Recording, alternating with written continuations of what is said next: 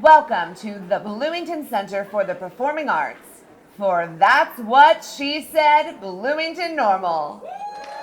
Please welcome to the stage your MC for this evening, Ms. Sharon Peoples.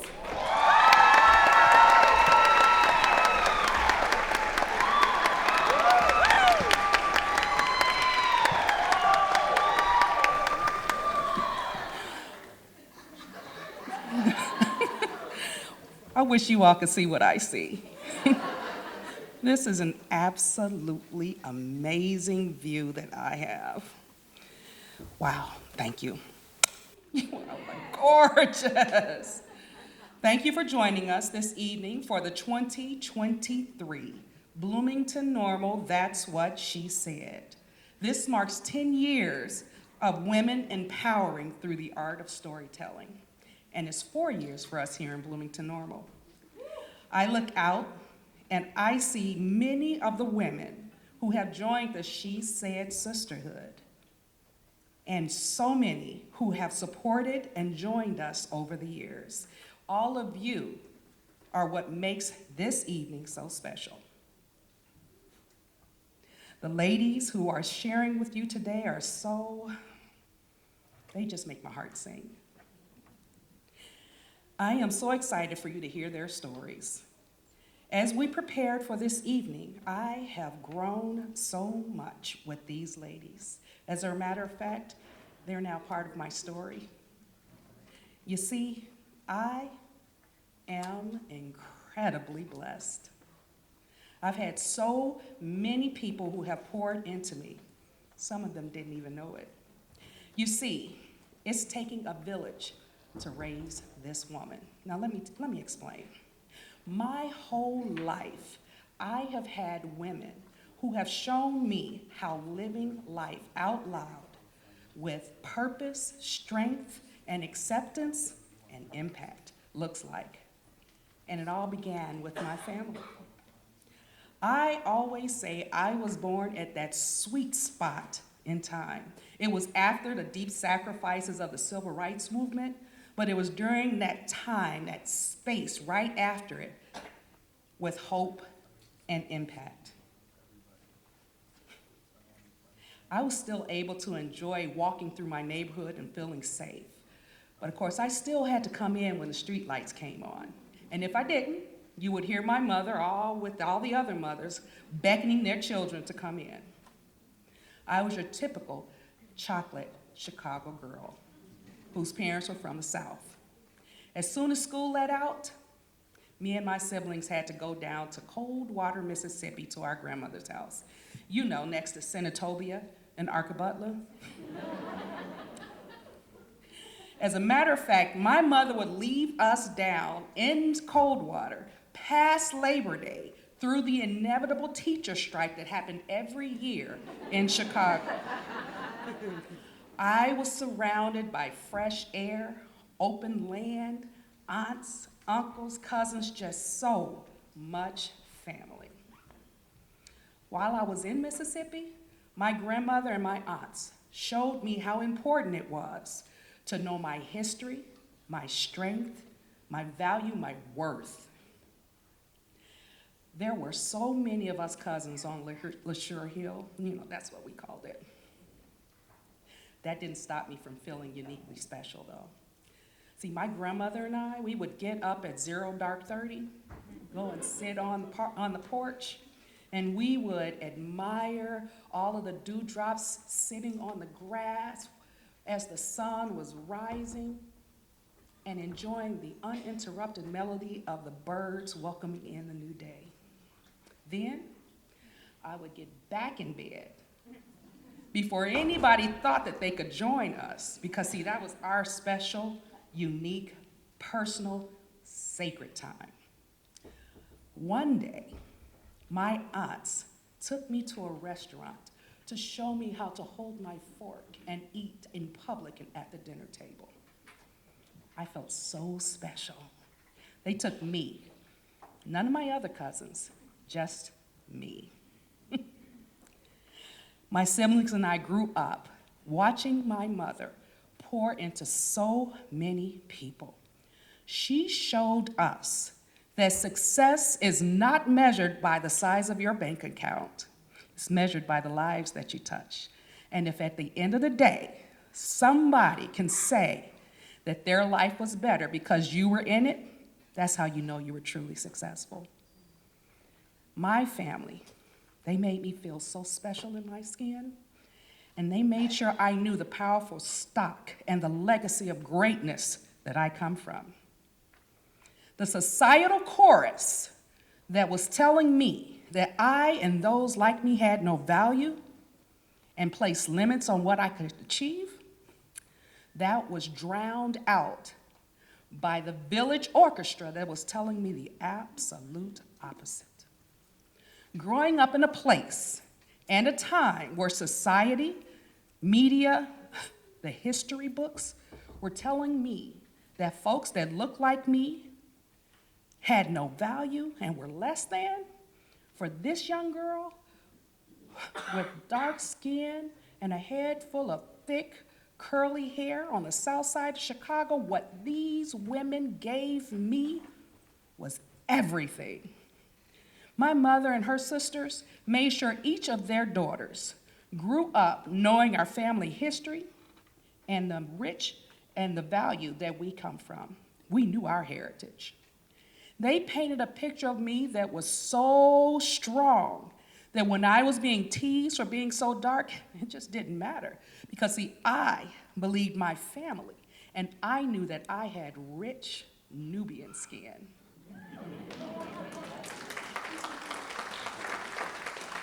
These women taught me about the power, resilience, creativity, and brilliant accomplishments of the African Americans that came before me.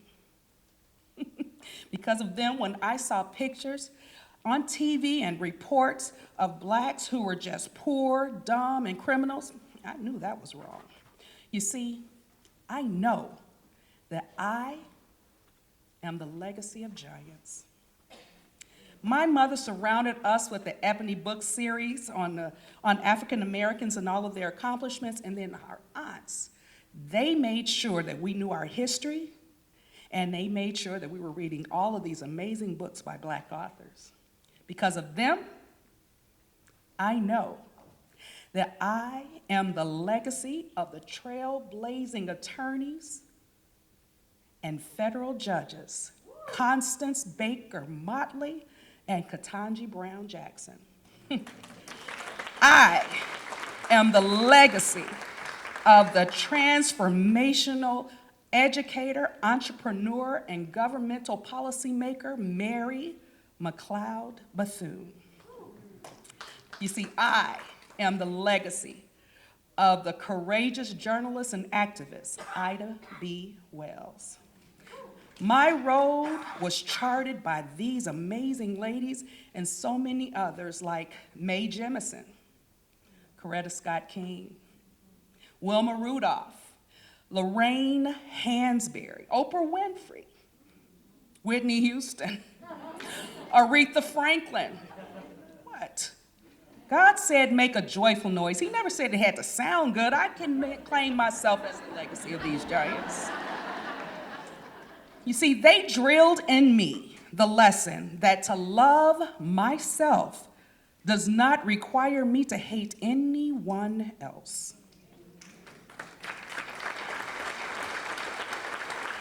They also showed me that my Christianity is not a title, but a way of life. They showed me the importance and the value of living out my faith and letting people experience God's word through me rather than proclaiming it to them. They taught me to draw people to him through my love walk rather than repelling him with my hypocrisy. I learned from them to love the skin I am in, honor those who came before me, and pay it forward to those around me. So to my family and my giants, I am forever grateful.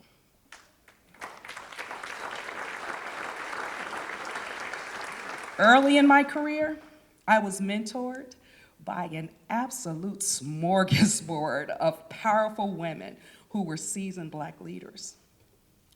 So at my first job in the insurance industry, I was invited to a ladies' lunch group, and it was hosted by an executive vice president and a vice president.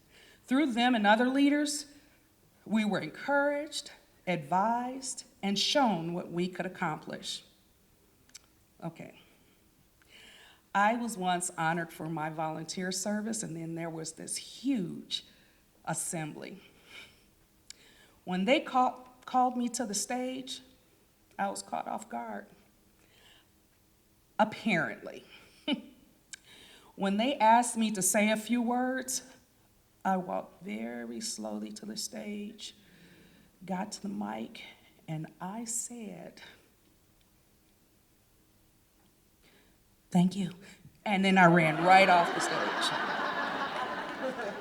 That VP, she said, "Hey, Sharon, can you come to my office? I just need to talk to you for a quick minute." I didn't think anything of it. I went to her office. She said, "Oh, come on in, close the door." So I came in, I closed the door, and then she popped me on the back of my head. She said to me, "Don't you ever do that again. Didn't we teach you anything? You belong in these spaces. You've earned that recognition. When you receive an award, especially an award as prestigious as the Helping Hands Award, you walk up there like you know you belong in that space, and you accept that award confidently." Then she went on to say, "You represent us all. Make sure you are making us look good." I take that story with that lesson with me everywhere I go, and it has come in handy more times than I can ever tell you. From all the women who have poured into me professionally, I learned to be proud of who I am. I learned that my bold, outgoing personality, my intelligence, my ability to galvanize people, to work through a challenging situation and come up with a solution, and then turn around and execute on that solution, those are all gifts given to me by God to fulfill the purpose He has specifically for me. Hiding those gifts to make others around me more comfortable robs me and those around me of the blessings He made me to be, and He made me to share. And in essence, it's saying God made a mistake, and you know what? He just doesn't do that. You see, I am fearfully and wonderfully made.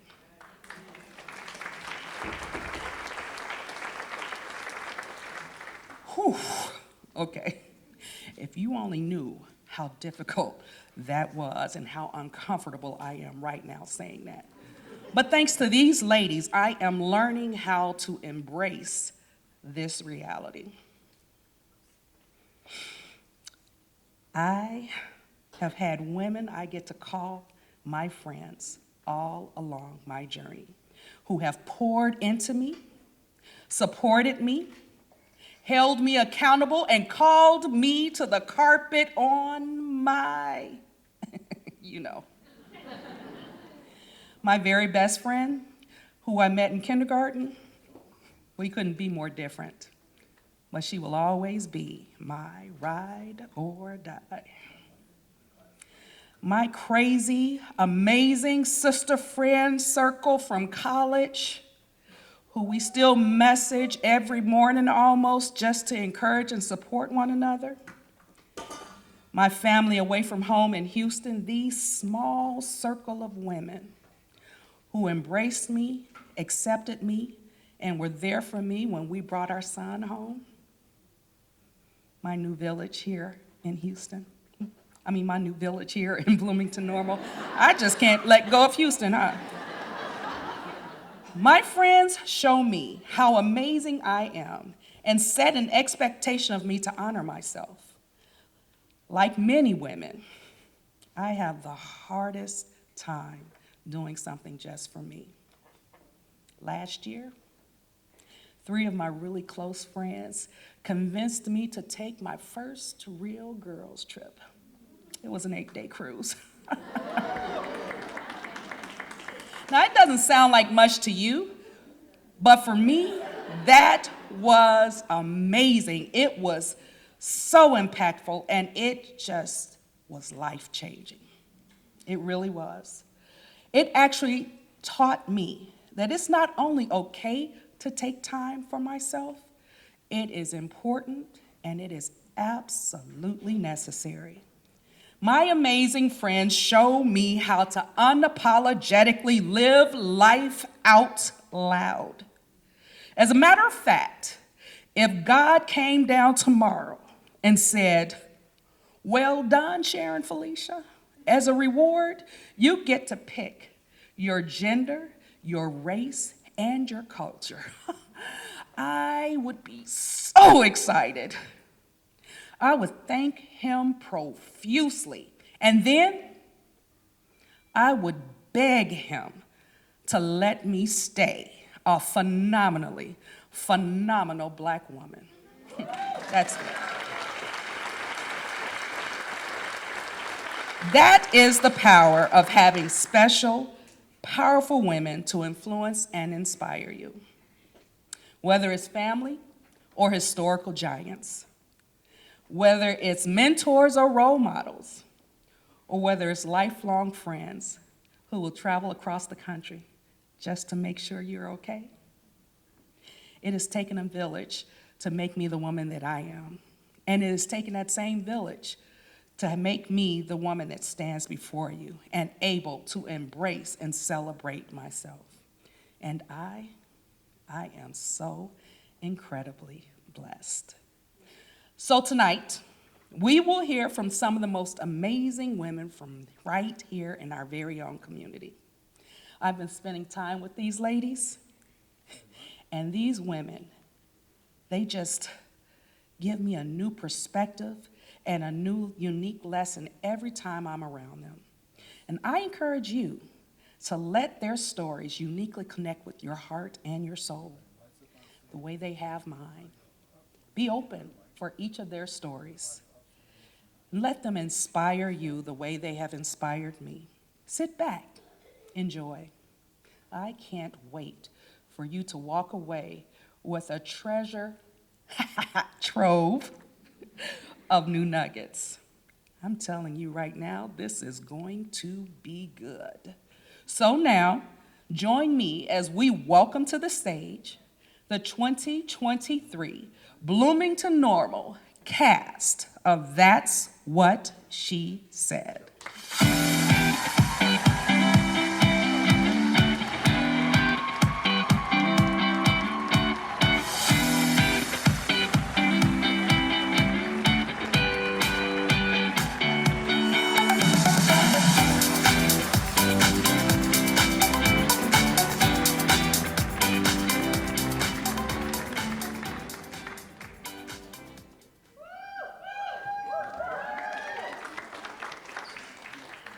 So I know we all think that our parents are like the most embarrassing people on the planet, but I'm gonna tell you about my dad, and then we can all agree that I'm right. So growing up, my dad loved when we had friends over because he loves feeding people. So a room full of kids playing Mario Kart was a gold mine for him. And his favorite thing to feed us kids? Nachos. But not the kind of nachos you guys are probably thinking of. You're probably picturing whole-sized tortilla chips, fresh hot queso, maybe some salsa, guacamole. No. My dad made his with whatever crumbs were left at the bottom of whatever bag of chips he found. Usually steel Doritos, sometimes sour cream and onion. Then he'd sprinkle some shredded cheese on top and microwave it. And if we were really lucky, he'd scrape the mold off of some sour cream and put that on top. Not the mold on it, okay? My friends, by the way, thought this was awesome. I thought it was mortifying. But it wasn't just because of the nachos. See, my dad also loves Hawaiian shirts and short shorts. Yep, so picture this. I'm hanging out with my friends, and in comes my dad wearing a mostly, if not completely, unbuttoned Hawaiian shirt, classic dad New Balance shoes, and homemade Daisy Dukes. But the most stressful part of this situation was actually the fact that he was always drunk. And when I saw him come in, all I could see was a drunken embarrassment. And by the 9th grade, I had completely perfected the "Dad, go away" whine. But somehow, despite the staggered saunter, the weird clothes, and the shit-eating grin on his face, my friends never seemed to realize he was drunk. They just thought he was really goofy. And beyond my social mortification, his drinking caused a lot of problems at our house growing up. And by the time I was in high school, my mom's patience with his drinking was wearing thin, increasing the fighting and the tension.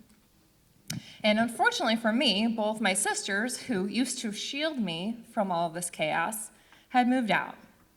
So it was just me, my parents, and the yelling. And most of my memories of being in high school at home were actually of hiding from my screaming parents or consoling my mom, who seemed to have more drama in her life than her teenage daughter. So I went to school and stayed there as much as possible to avoid them. And between theater and speech team and the newspaper, I was able to avoid them most nights and weekends. But this also became my way of getting attention, because you have to go to your kids' plays, right? And you can't be screaming at each other in the middle of one. And every morning on show nights, I would plead with my dad, "Please don't drink tonight." And every night he would tell me he wouldn't. But what I fail to account for is that you don't stop being an alcoholic just because your kid is in a play that night. And yet, every single time, I would think, this is gonna be the night he shows up sober. It was never that night. And the worst thing in the whole world was trying to find my parents after the show and seeing his telltale signs of drunkenness. That red face and sloppy posture evoked so much rage, but mostly disappointment. Those nights always ended with me crying and my mom yelling at my dad for not being able to be sober. I think I naively thought that if I could show him how great I was, that he would feel like he had enough in the world and he didn't need alcohol. Winning awards and performing were my way of saying, "Look, Dad, everyone else sees how great I am. Why don't you?" Not surprisingly, my parents divorced as soon as I went away to college, leaving neither of them with much money. Now, my dad, he's always been cheap, so his life didn't really change much. But my mom, she had expensive taste that she could not sustain on her own. So she rotated between asking my dad, her new boyfriend, my sisters, and her student loan-dependent daughter for money. And while I was at school, my friends were getting credit cards from their parents, and I was writing checks to my mom. Guilty if I ever thought about saying no. It shouldn't have surprised me that when she died a few years later in 2012, she still didn't have any money. But it was at this moment that I realized how much she was depending on her boyfriend to pay her bills, and this devastated me. This turned me into a complete freak about money. I was so afraid of turning out like my mom, just making decisions based on what a man could buy me. So this, coupled with my underlying need for praise and attention, is what turned me into such a high-producing realtor. I filled the voids in my life with work because I needed the money and the awards to feel safe and loved.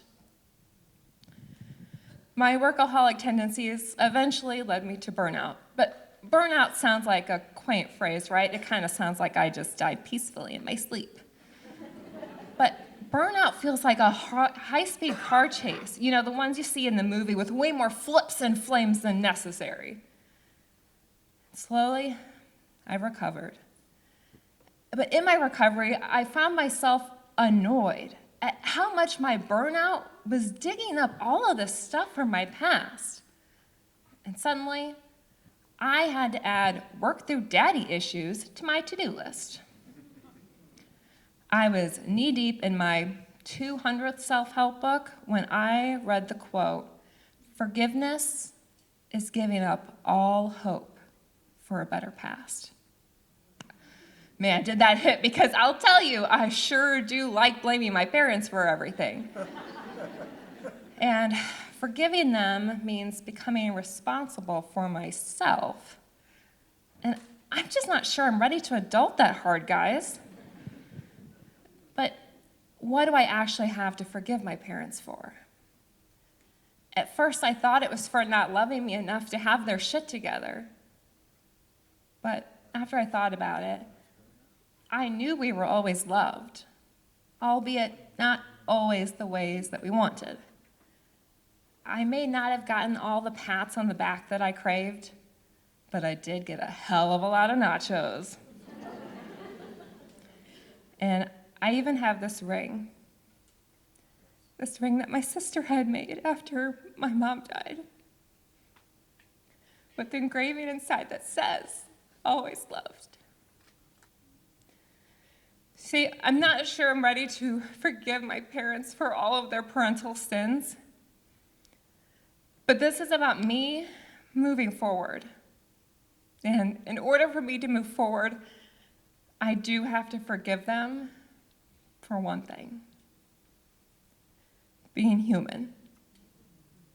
For being imperfect people just trying to do their best while raising 3 girls and fighting through all of the bullshit that their parents gave them.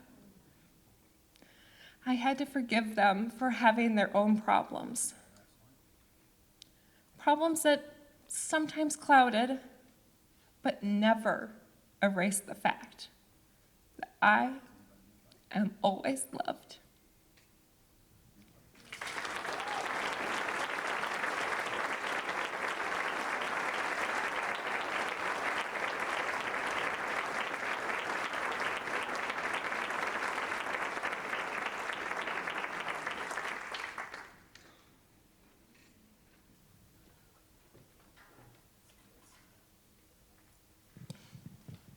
I'd like to share with you a centuries-old Chinese poem. It's a brief little poem about babies. It goes like this: "When a boy is born, the village rejoices, and when a girl is born, the village mourns." This poem was often repeated, oddly enough, by the women in China, especially when a family had the misfortune of having a girl. But being born in America, I had never even heard of that poem as a child, and I knew if I had heard of it, I wouldn't be impacted at all. Or would I? You see, my grandparents immigrated to America over 100 years ago from both sides, from small villages in China. And my dad, he was born in Havana, Illinois. 1922. And my mom was born in Portland, Oregon in 1923. They both went back to China to get a better education when they were about 10. Yep, you guys went back to China too, right? Better education. But Dad came right back after 1 year because his parents were poor and they really needed his help for the family. My mother's family was a bit richer, and she stayed in China until rumors of World War II began. And she came back to America when she was 17. By the time my parents, Frank and Lily, met and married, his clan had moved from snowy Illinois to sunny Arkansas. Now, the biggest crop in Arkansas, besides cotton, was rice. So it felt just like southern China. And that's where I was born, Madison, Arkansas. Population 600. including the cats and dogs. As Dad used to say, yes, my childhood was wonderful. You know, I was loved because I was the first child of the favorite son, my dad. And my dad had 5 siblings to compete against. But he was the favorite child, and my mother was the favorite daughter-in-law of my grandfather. Of course, then, I was a favored grandchild. How could I not be happy? You know, well, I was the last cousin to learn how to walk. But I was the first person to learn how to talk, and I never stopped from then on. In fact, at 3 years old, I was known for being able to quote Chinese poetry. Of course, it was with a southern drawl, y'all. I was writing Chinese when I was 4, and my mom even taught me the ABC so I could get ready for school. And remember the little red schoolhouse? Yes, in black and white. I got to watch that when I was good. So I felt like the reigning princess of my kingdom. I was so loved, and I loved everyone else too. So when I heard that I was going to school, I thought, this is great, a new kingdom to create, right? Until the morning of the first day of school, when Mom was tying the bow on the back of my dress, my lacy white dress, and I wanted to figure out what to say to my teacher. So I said in Chinese, Mama, 我该喊我个先生呢? And she said, say, hello, Miss Carrie. Well, I could say that, but what would I say next? Would there be any little first graders who could speak Chinese too? Nope. So I thought, what will I do? How do I fit in? I just had to fit in, but how? So I tried to remember everything about my ABCs, but I knew it wasn't enough. I do remember that Mother proudly gave me my own little briefcase to go to school, and I had 4 blocks to walk to school, and I got to the school, and I looked around the bushes. There was not a single first grader with a briefcase. So I took the briefcase, I actually did this and flung it into the bushes.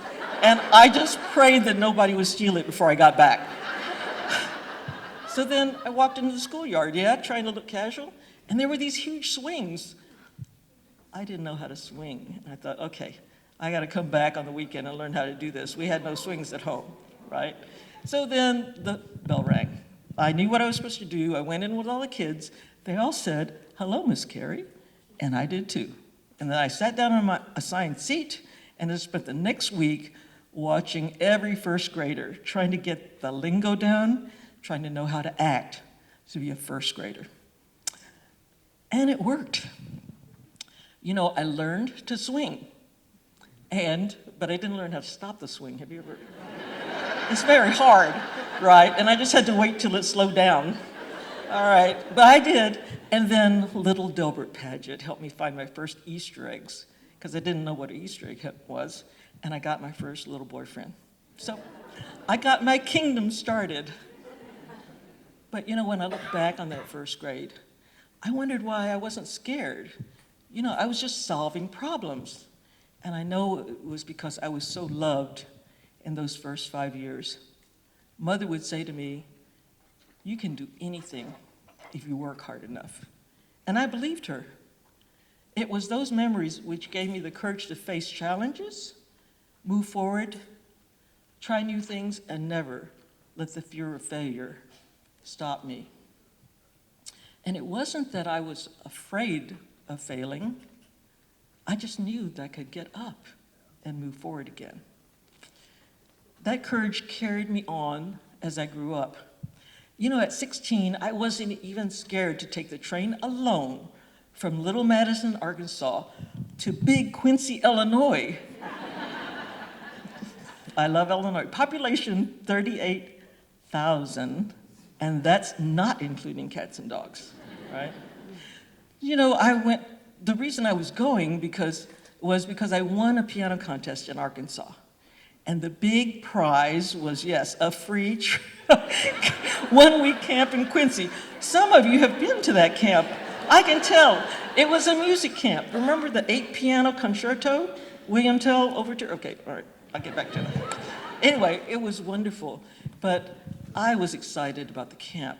I remember looking back, and my dad was on the platform. He was pacing back and forth. You know, this is a 16-year-old. Would you even let your 16-year-old take a train right now from Arkansas to Quincy? And he was pulling his hair out, what was left of it. And my biggest worry was that he'd be bald by the time I got back. Seriously. But I never worried about the camp. Now, at 19, my sister and I flew alone from the US to Taiwan for a 6-week summer camp. And we were prepared for all the surprises. Some of the ones I remember were the rats that were floating in the flooded water when we had a big storm, the fact that there was no air conditioning, and I love air conditioning even in Illinois, and then we had mosquito nets so we wouldn't die of the malaria. But we got through all of that, and we were confident, more confident, and wiser about the world. So that really moved us forward. But again, when I look back, I know that those adventures were because of the confidence I had, because of how my parents and grandparents raised us. But what I didn't know is that it could have been so much different. Remember that poem that I read earlier? When a girl is born, the village mourns. What I didn't know is that poem was Mom's cross to bear, and she never shared it with us until she thought we were ready. There were hints along the way, of course. When I was in the 4th grade, I had brought A's in every year, and in the 4th grade, I made an A-. My mother cried. I said, "Mom, what's the problem? I have friends that make A's, B's, and C's." And she said to me, that was the truth, by the way. Anyway, she said to me, "That's not the point. You're special. You're better than any boy." I agreed. Of course I agreed with her. Yeah. But what I wasn't sensitive to was the sadness she had from that poem, and the sadness that grew more and more from the day that I was born. And one of the reasons is, yes, I was the first and very beloved girl grandchild. Then she had a second girl, and a third girl, and a 4th beautiful girl. And she got more and more comments from her in-laws. Yeah. Even my grandfather said, "When are you going to have a boy?" Right? You know, now personally, I didn't tell anyone, but I was looking for a 5th girl myself because I wanted a basketball team. I knew we could win. I loved basketball. But you know, there's a teeny, like a couple of inch average difference between all of us and an average American girl that, you know, but you ignore that stuff when you have big dreams, right? Tall dreams, I should have said. But now, on the other hand, Mother wasn't sure that she wanted to try again. But because of that poem, she decided she would try one more time for a 5th baby, a little boy. But it was a girl, and I got my basketball team. However, you know that my mom got more comments. She got more comments. Those mean aunties and distant relatives from China would say, "No boys yet?" It hurt my mom, but she never complained to us, her girls, until she knew she could handle it. In fact, when she quoted that poem to me, it was just a matter-of-fact reason why there were some aunties we never visited, if we could help it, and some aunties we saw every weekend. You know, that's why. And yet, when Mother actually stated that poem to me, it was really like a punch in the gut. You know, I knew immediately that if she had told me as a child about that poem, my life and my choices would have been very different. You know, I would have said no to so many opportunities that I said yes to, because I would have seen myself, based on that poem, as a lesser human being. A lesser human being? You know, Instead, because she never talked about it, and it had to be hard to not talk about it, instead I said yes to graduate school. I just said yes to getting married in Australia. Whatever that was. I said yes. I said yes to presenting a TED Talk a couple of years ago. And of course, I said yes to being the first executive director of the Multicultural Leadership Program, my passion. Yay! Yeah. In fact, all my sisters succeeded in their chosen profession. And the fifth one, our baby sister, became a doctor. Of course, we call her our baby sister doctor because we don't want her to get a big head. You know what I mean? She's got one already because she's a doctor. You know what I mean? But we didn't want her to get worse. Now, yes, we made our mother proud. But you know what? She made us so much prouder of her. How did she have the wisdom and the self-control and the love not to tell us about that poem until we could handle it? I wonder, maybe my mother was thinking, perhaps that poem was right. But she fought that message all her life. And she fought it for us. She refused to give in. My mom has passed away, but I still think of her. Her courageous love gave me the freedom to say yes to challenges. Because of my mother, I've had a fuller life. Without any constraints from cultural norms or haunting poems, my mother chose to believe that when any baby is born, everyone should rejoice. And every child should be loved and celebrated and given every chance to be the best they can be. I am who I am because of the courageous love of my mother.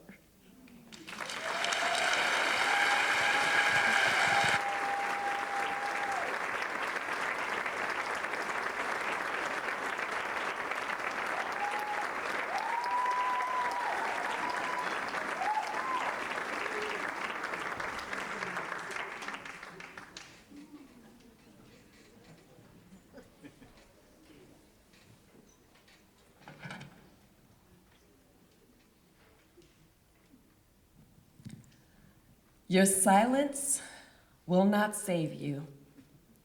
Audre Lorde, Sister Outsider, Essays and Speeches. Grief is universal. I bet there's not one person in this audience who hasn't experienced grief.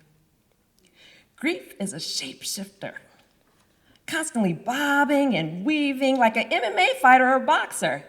And the last time I checked, your girl is not a trained MMA fighter, nor am I a boxer. Now, don't get it twisted. I have been known to throw these hands back in the day. But I'm proud to say I am reformed. I am no longer that person. I can promise you that you won't get these hands, but I cannot promise you that you won't get some choice words. Not curse words per se, but I will speak up. But for the most part, I let a lot go. That's how I maintain my zen. When it comes to grief, we all grieve. Loss is loss. Loss of a loved one, loss of a job, loss of a parent, even loss of a relationship. I could go on and on about all the losses we will experience over the course of our lives. But as an Afro-Latina who navigates this world as a Black woman, I have realized that it is a luxury to fully grieve. And I call bullshit. I lost my mother to pancreatic cancer, February 2020. There isn't a day that goes by that I don't miss her. This is an indefinite grief. No one prepares you to live in this world as a motherless child. For me, my mother was the color yellow. A soft yellow, a comforting yellow, a warm yellow, the yellow of the sun after a storm. To this day, I find myself wanting to call her, to share my life, to share my joys, to share my frustrations, to share my sorrows. Hey, Mom, guess what? I got the job. Or, hey, Mom, you are not gonna believe what baby girl said today. Or even, hey, Mom, guess what? I'm gonna be in this amazing show where I get to tell my story. I wanna talk to her so much about how my little girl is finding her voice and finding her place in this complex world. Or I'm so damn proud of my two eldest children who continue to teach me and want me to be a better mother every single day. I especially want to share the joy of my grandchildren, and how just the thought of them makes me want to smile. That grief never goes away. It just sits there. It can make me smile at a memory or bring me to my knees sobbing. But now I have a new grief. The grief of losing my ex-husband unexpectedly. To be honest, this is an oppressive grief, an unforeseen grief, and really an inconvenient grief. And this is where I call bullshit. This grief feels like midnight, an opaque purple, the color, the stain of crimson, intense, no sun, no moon, blackness. His death is a foreign grief, a complicated and uncomfortable grief. I had known that man since I was 17 years old. Even though we hadn't been married for 13 years, we were married for almost 20. So yeah, my world was rocked. We had unfinished business. We still had plans. Our children, though they were adults, still needed us. We were co-parenting our grandchildren, damn it! And I'll never forget my son saying to me, Mom, we lost 25% of our family. Now there's only 3 of us. And that's a void that can't be filled. I had to take a step back and really evaluate this grief, this weight of infinite tears. I couldn't fix it. I couldn't fill the void. I couldn't be 50%. I was 25% of a whole. And yet, in my feeble but honorable attempt to be 50%, my own percentage was dwindling rapidly. Dwindling with each thought, each phone call, each text, each moment of shame, each argument, each memory. I needed help. SOS, yeah, me. I need help. Me. My mental and physical health were almost at 0%. If I didn't get the intervention and guidance I needed to show up for myself, my children, my husband, my grandchildren, and those whom I love, I can honestly say I wouldn't have made it. But while this sounds relatable to others, it felt damn near impossible for me. I could not financially or mentally afford this grief. I was given 3 days leave for the passing of my ex. While that sounds generous, it takes about 5 days to just wake up. But I took those days in like oxygen just to live. No time to grieve, and I call bullshit. Off to work I go, because that's what you have to do, right? No work, no pay, right? That's how life is. If only I could be Scarlett O'Hara and get to think about it tomorrow. But the way my Black life is set up, nope. All of the emotions, everyone's emotions, I absorbed them, and they took me to a dark place. The place that made me question my existence. Because I'm not 50%. A dear sister friend of my tribe, who's a therapist and mentor, heard my silent pleas, and she reached out to me. I asked her about some recommendations for supplements for my mental health. She provided a list, and I'm right there on Amazon, and I placed an order.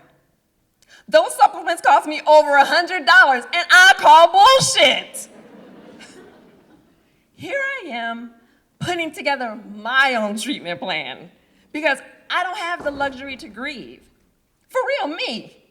I'm piecing together my healing process, and I call bullshit. But what could I do? I could be proactive.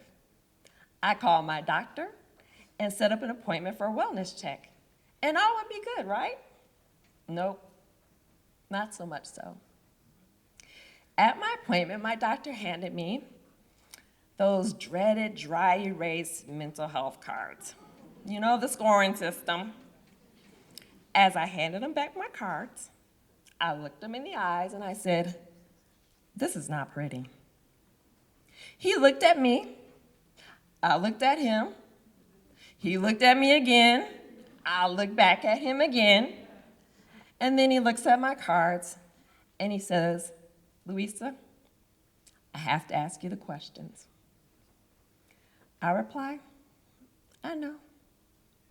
I also know that I don't have the luxury to take the break I so desperately needed." I list all the factors that keep that dark place at bay. I have a young daughter. I don't abuse drugs or alcohol. And no, I don't have access to firearms. Yes, that's the list, and those are the questions I had to answer. But I could say, he heard me, he saw me, and he offered some relief through medication. And for that, I'm grateful. So maybe just a little less bullshit.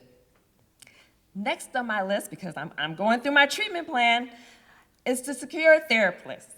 Do y'all know how hard it is to get a therapist to call you back? Right? I call bullshit. Can a sister get on somebody's schedule? Again, my beloved sister recommended a Black woman therapist. As I dialed the number, I felt the same despair and defeat I had felt from all the other calls I had made. She wasn't gonna return my call. But lo and behold, she called me back the very next day. I cried the moment she introduced herself, and I know I said thank you repeatedly during our conversation. She saw me. She heard me. So, a little less bullshit. I have a journey ahead of me. This is a story from the wound, not from the scar. I believe grief will always be a scar. And I know that grief will forever be a part of me. I'm not the same person I was yesterday, a month ago, 2 months ago, or 3 years ago. But I know I feel better today than I did yesterday, a month ago, 2 months ago, 3 years ago.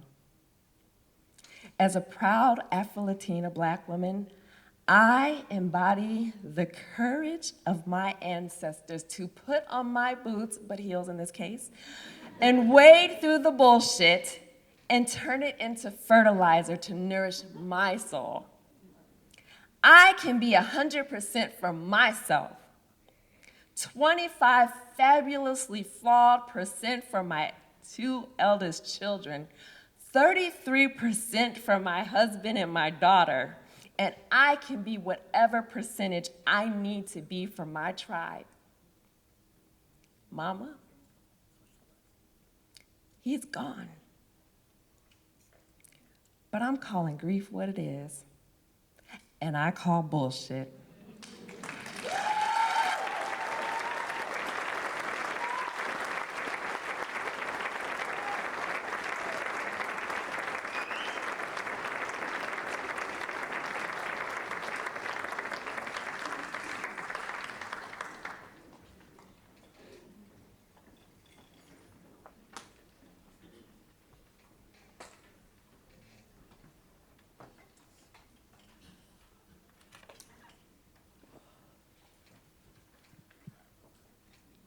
There's glare.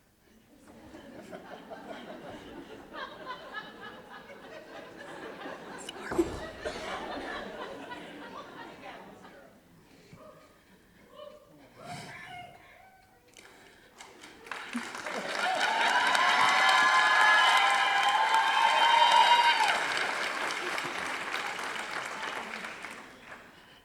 The day before my 2nd birthday, DCFS got involved with my family because of my mom's 3rd abusive husband.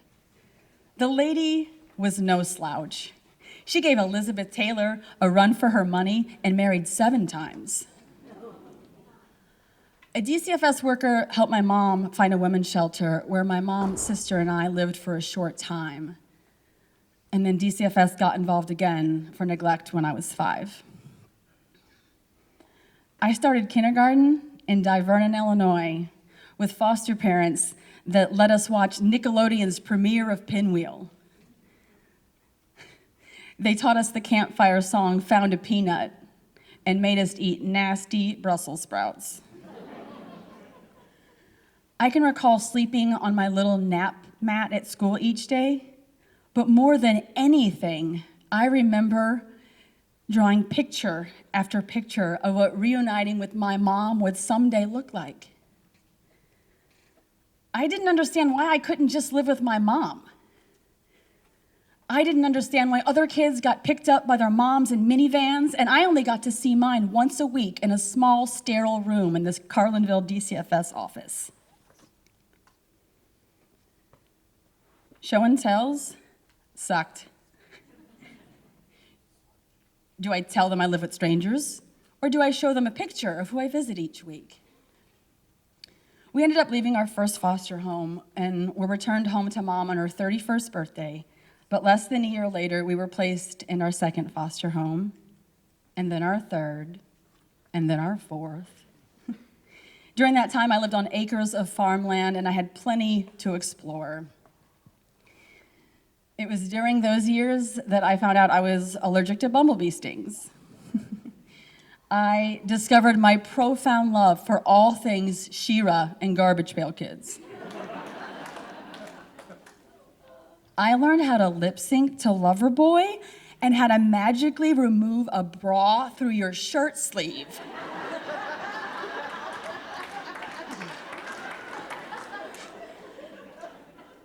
I became a Girl Scout brownie. I learned how to tie my shoes and ride a bike. I learned the importance of freeze tag, ghost in the graveyard, Sunday school, and how to shuffle your feet just right and give electric shocks to others during dry winter months. I was the town of Gillespie's pogo ball champion in 1987, and I had the Dairy Queen gift certificate to prove it. I was also fed every meat known to humanity: deer, squirrel, turtle, rabbit, and can now attribute my vegetarianism to the formerly licensed foster parents of Macoupin County. Basically, I learned how to be a kid. I had a childhood, I had some normalcy. However, I also learned how to perfect the art of the foster child, how to blend, adapt, adjust to change. Don't get too attached to any one person or thing, because eventually they're going to leave you, or eventually you're going to be forced to leave it. I learned how to condense my week's worth of kid news and make lists of stuff that I did so my mom wouldn't miss a thing. I learned how to ignore the comments from other kids in school about how I was a weirdo, an outsider, and how to ignore the mean jokes about my Lions Club donated eyeglasses and my hand-me-down clothes from kind teachers. I learned how to hold my hand just right so that when I handed my free lunch card to the cafeteria lady, the other kids in line behind me couldn't see it. I learned how to be ashamed, embarrassed, and how to think something must really be wrong with me. Otherwise, my mom would try harder and get me back home. Well, eventually she did try hard enough, and we went back home on Christmas Eve, 1986, and 842 South State Street, Litchfield, Illinois, became our home. A few years later, we ended up back at our hometown of Springfield. And my sister and I stayed with an old family friend while Mom was busy meeting her sixth husband in the psych unit of Memorial Hospital. The two became quite the dynamic duo. If you combine their love of drugs, drinking, and fights with the refusal to take their psych meds, and it was quite a show. We dreaded weekends because it meant we would have to be at home all day long for 2 whole days without school to shield us. And when their fights were particularly volatile, my sister and I would end up spending the weekend in a youth shelter, and I always worried myself sick leaving her there to fend for herself against him, because at least when I was there, I knew she would eat because I would feed her when she was too drunk to do it herself. The drugs and drinking and abusive relationships finally took their toll on our family for the last time on June 27th, 1990. It took the police coming to our house and removing my sister and I 7 times in 2 months before they finally put us back into foster care. 7 times. They came to our house, heard our scared pleas, took us, and put us back. 7 times. The 911 dispatcher listened to my sister and I cry into the phone, worried that this man may kill our mom. And on June 28th, my sister and I were placed in a temporary shelter with our maternal grandma until DCFS could find a home willing to take 2 almost teenage sisters. The one resounding theme that is far too common in the lives of foster children is loss. In the few days that we were placed with our grandma, I overheard her telling my sister something. One of Billy Graham's crusades was blasting on Grandma's large-ass console TV, but he was not preaching the word of God loud enough to drown out what my ears had just heard. I want to keep you here with me, but I don't want Kristy. I was about to round the corner from the front of the trailer to the living room when Grandma felt moved enough by the Holy Spirit to ruin summer 1990 for me. I stood waiting in the hallway, running my fingers over the smooth wood paneling of the wall, wondering how long I should wait there, or should I continue listening? Because, devastated or not, it felt wrong to eavesdrop. Eventually, I rejoined them, because Billy Graham was almost over and Grandma had promised that we could watch The Sound of Music. So the 12-year-old me composed myself. I sat on the couch, and I knew in that exact moment that I was not good enough for my grandma. And I sat there wondering what specifically was wrong with me that made her not want me. Was I too loud? Did I talk too much? Was I too whiny? Or was it because I reminded her of her own daughter, my mom? I dared not ask or confess that I heard anything. Billy Graham was well known for singing the old hymn, Just As I Am, at the end of his crusades, and Grandma would hum along. And I don't think that my 12-year-old brain really caught the irony of that moment. This supposed woman of God humming along to a song about Jesus welcoming us just as we are, and in one breath, while spewing such rejection and hurt in the next. Maybe not just as I am, I thought.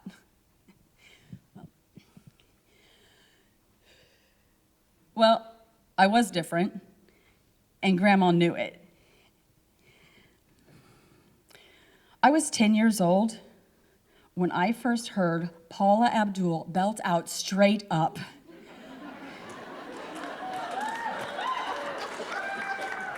I am pretty sure the heavens aligned, and I immediately turned into a lesbian.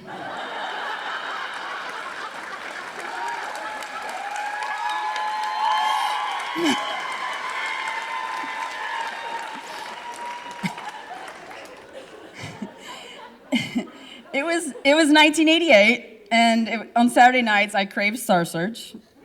I also craved Paula. The sound of her tap shoes clicking and clacking sent impure thoughts straight up to my heart. Sure, I was only 10, but I knew. When the other girls in my class were drooling over new kids on the block, I was busy planning my future with the former cheerleader from San Fernando Valley. I was fairly certain that none of the other kids in my class felt like I did, and I could add kissing my Paula Abdul poster to the growing list of things that made me a weirdo. As a kid trying to navigate life, Paula represented hopes and dreams, and she put a face to a feeling. It was the late 80s and early 90s, and there were no positive queer representations on TV or in the media. We had Pat from Saturday Night Live, and it was total bullshit.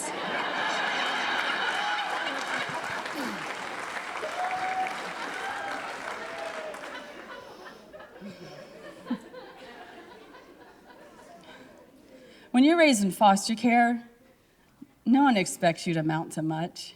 Like, I never thought I'd buy myself a home.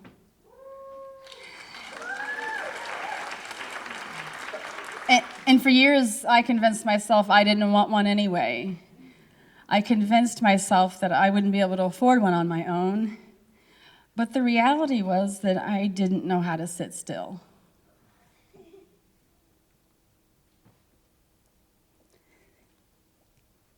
The urge to run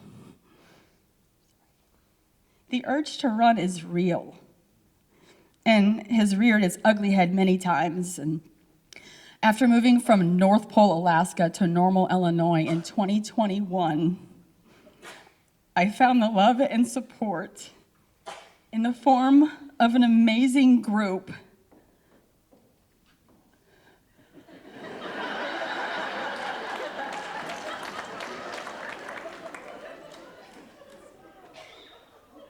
I found the love and support in the form of an amazing group of runners.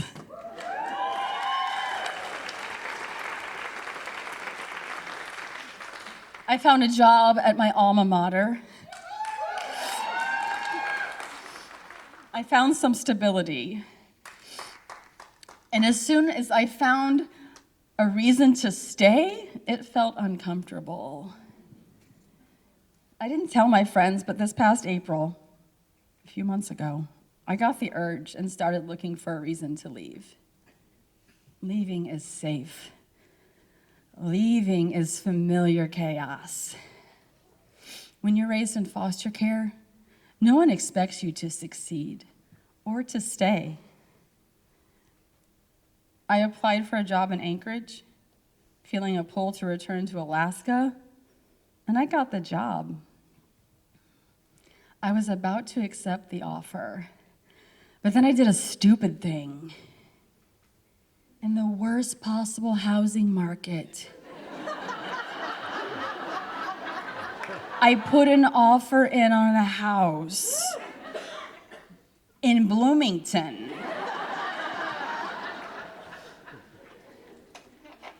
I gave myself a reason to stay.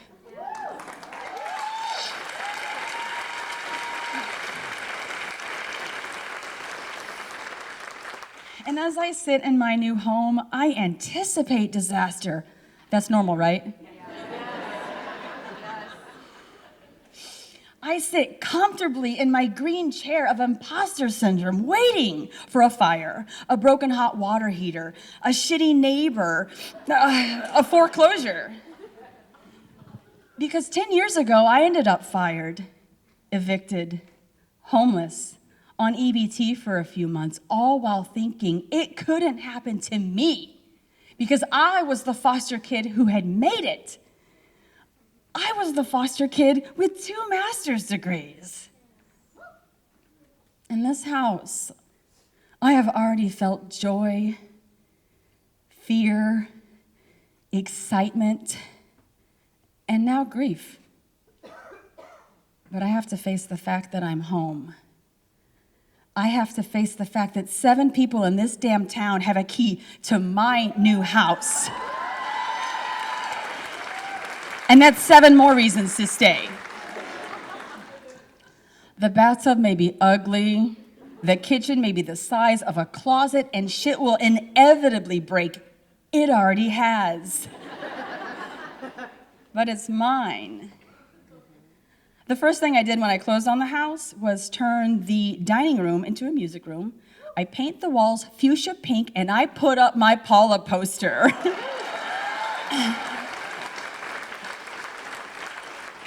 The poster hangs on my wall as a reminder of how far I've come on my journey.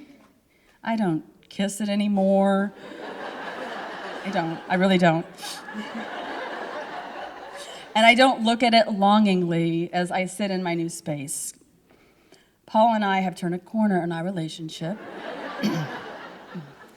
When I met her in Pennsylvania in 2016, backstage at a concert, her first one in decades, I was able to share my appreciation with her. I spoke to her for like 5 minutes, and I thanked her for inspiring me as a kid. And I was able to tell her how she helped me come to terms with my sexuality when I was a teen. She was sweet as pie. We hugged. And she kissed me on the cheek.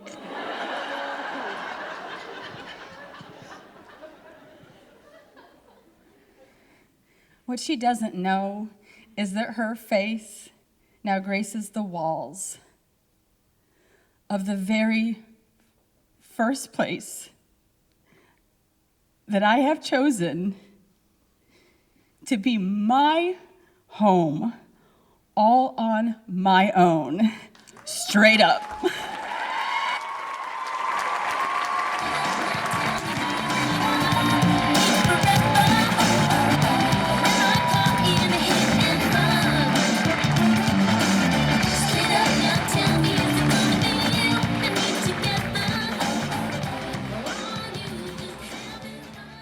Ladies and gentlemen, please welcome back to the stage, Ms. Sharon Peoples.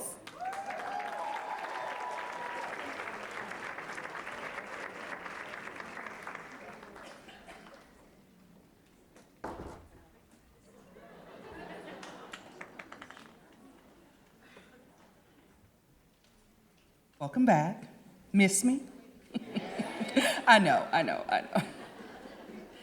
Now, we still have some amazing stories to share with you, but before we do, I'd like to take a moment to acknowledge those who made this evening possible.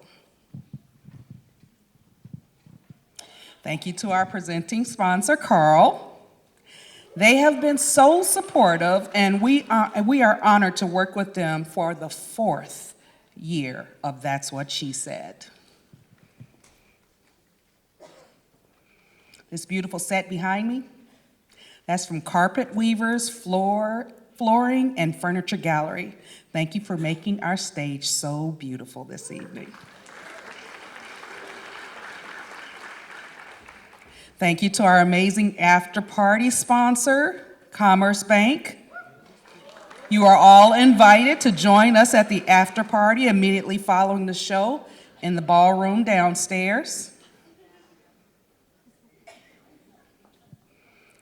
We welcome you to join us to celebrate and enjoy food from these amazing sponsors. We cannot put on an event like this without the generous support of incredible sponsors like Rob Dobbs, U of I Community Credit Union, and CIBM Bank. There are many local businesses who said yes to supporting our show tonight. All of these businesses believe in women, and they believe in us. So take a moment to look through your programs and learn all about them. They are amazing businesses and organizations that make our community incredible. Every She Said show partners with a charity partner within the community, and we are honored to be working with Western Avenue Community Center.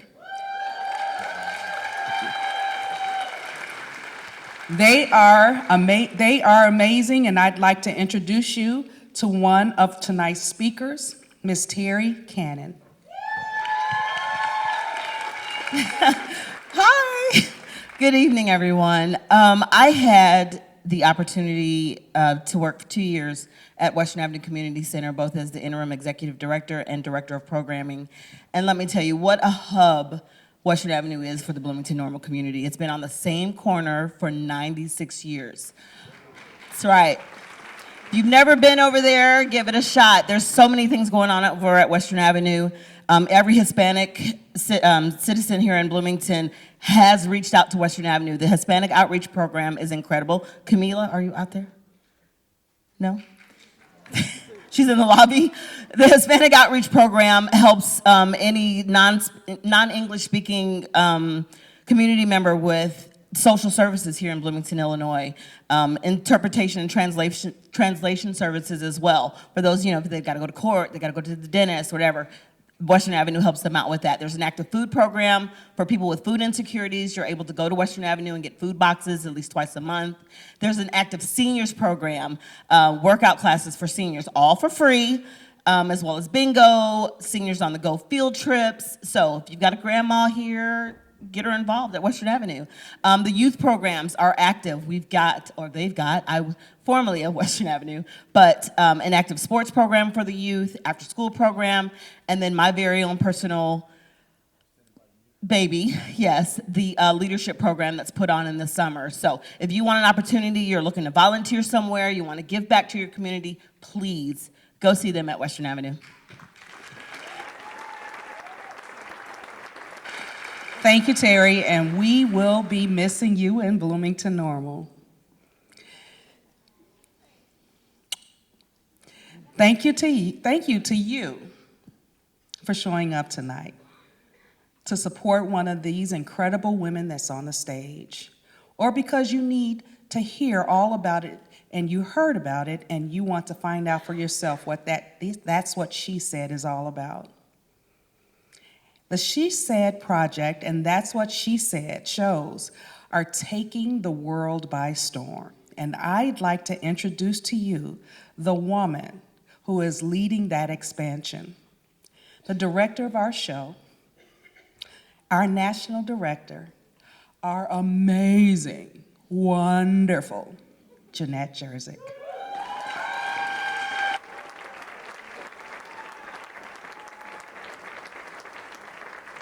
Thank you, Sharon. And thank you guys all for coming out to support these amazing women. It is such an honor to spend months working with them to find and develop and prepare their stories for one night only. But one night is not all you get, and that's what she said. If you like the stories that you've heard here tonight and would like to dive deeper and hear some more, we have a podcast. You can check out more stories that have been shared on the She Said stage anywhere you like to podcast at the She Said Project Podcast. We have more shows coming up. This is our 7th show in 2023, and we have one more coming up, and we have 11 scheduled for 2024 already. So it has been amazing to watch this grow and to be part of this movement. We have some of our producers in the house tonight. Thank you to our producers from Naperville and coming soon to Decatur, Macon County. We love you guys. We just premiered in Indianapolis 2 weeks ago, so we are absolutely growing. We also have, yes, thank you. We have an empowerment program for teen girls that started in Champaign-Urbana, where the mothership all began 10 years ago. And we spend 3 days with teen girls, empowering them to do just this. In 3 days, they write and develop their own personal story and perform it on the stage. And this group of girls you see up here, these were the very first girls when we launched here in Bloomington-Normal last April. They stood up on stage and shared their story, and we're doing it again this January. So stay tuned for more information on our teens program. Thank you. And we have a couple more exciting announcements. Earlier this year, to celebrate our decade of That's What She Said, we launched a publishing company, because why not? And we released our first published collection of women's stories, From the Stage to the Page, available now on Amazon or downstairs at the merchandise table in the lobby, if you feel like reading a little more stories later. And we're hosting a women's conference 2 weeks from now in downtown Champaign, our first ever women's conference, The Power of Storytelling. So you can get some more information right there or on our website, shesaidproject.com. So I think we should get ready for some more stories, don't you think, Sharon? I think Let's we get the can. show on the road, shall we? Let's do that. Let's do that. So why don't you join me as we welcome back to the stage the 2023 Bloomington-Normal That's What She Said speakers.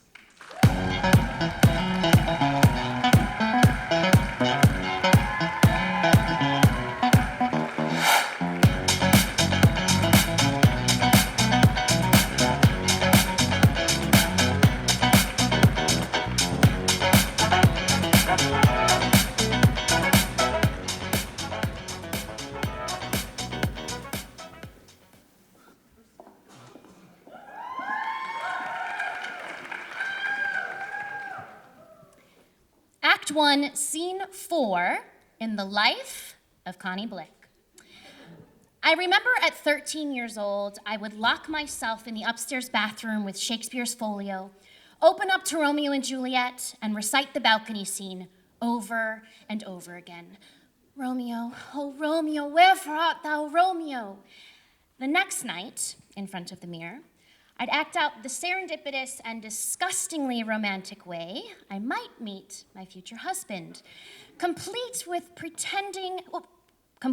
using my hand to pretend to kiss him, like this.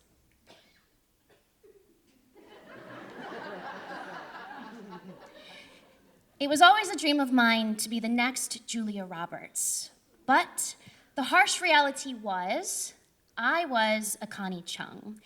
And back then, Connie Chungs didn't make it to the silver screen. I clung to acting because with each role I played, it meant I could be something other than I was. A Vietnamese, Polish, Irish, mixed race, shy, wavering teen with very little confidence, who her whole life struggled with an uncertainty about her identity. My identity was never in harmony with my ethnicity. My identity was something I was constantly trying to discover. I wasn't Asian enough to fit in with one clique, and I wasn't white enough to fit in with another. I always felt like I had to meet someone else's expectations of what it means to be me, or what I am not. Acting gave me the freedom to immerse myself in someone else's story, to escape from reality.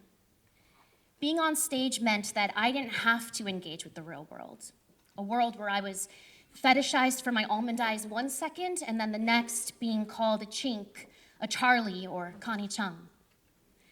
So that young girl, unsure of her identity, ditched the bathroom mirror for a real audience, and I decided to take this acting thing seriously and study it in college. This, I thought, was what made me me, and I was going to go for that dream. Act 2, Scene 3, Connie meets the one. Trust me, it was nothing like the movies. The moment I knew he was the one came about 6 months into our relationship during a date to the local bowling alley. And as we cruised down Veterans Parkway on a hot, windy May day in his rusted out maroon Buick Century, I channeled my inner bad girl character and I lit a cigarette to smoke in the passenger seat.